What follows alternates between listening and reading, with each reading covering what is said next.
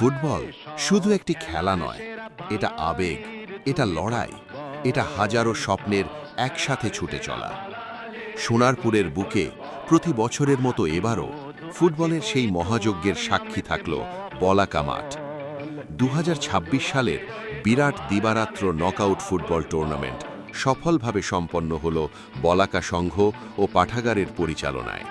এই টুর্নামেন্ট শুধুমাত্র একটি প্রতিযোগিতা নয়, এটি সোনারপুরের ফুটবল ইতিহাসের একটি গর্বের অধ্যায়। বছরের পর বছর ধরে জানুয়ারি মাস এলেই এই মাঠে জমে ওঠে ফুটবলের উৎসব।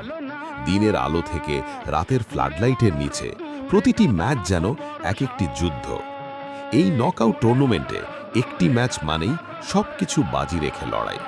একটা ভুল, একটা সুযোগ নষ্ট, আর স্বপ্ন শেষ।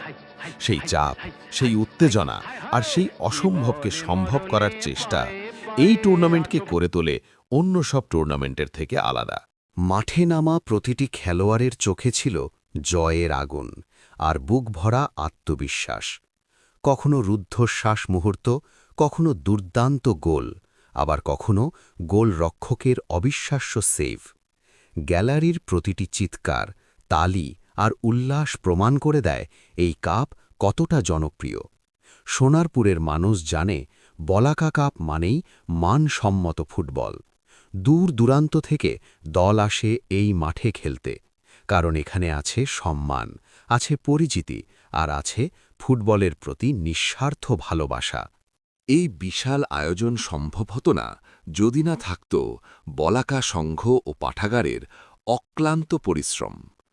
মাঠ প্রস্তুতি থেকে শুরু করে খেলোয়াড়দের সুবিধা, রেফারিং, নিরাপত্তা, আলো সবকিছুতেই ছিল পরিকল্পনার ছাপ। এই টুর্নামেন্ট প্রমাণ করে একটি সমাজ, একটি সংঘ চাইলেই কিভাবে খেলাধুলার মাধ্যমে তরুণ প্রজন্মকে সঠিক পথে এগিয়ে নিয়ে যেতে পারে। এখানে শুধু ফুটবল নয়, এখানে শেখা যায় শৃঙ্খলা, টিমওয়ার্ক আর হার-জিতকে সম্মান করতে। দিনের শেষে কেউ জয়ী হয়েছে, কেউ হয়েছে রানার্স আপ। কিন্তু সত্যিটা হল, এই টুর্নামেন্টে ফুটবলই হয়েছে আসল বিজয়ী। আর বিজয়ী হয়েছে সোনারপুরের মানুষ, যারা আবারও এমন একটি স্মরণীয় ফুটবল উৎসবের সাক্ষী থাকল। আগামী বছর আবার জানুয়ারি মাসে, আবার বলাকা মাঠে ফুটবলের ডাক।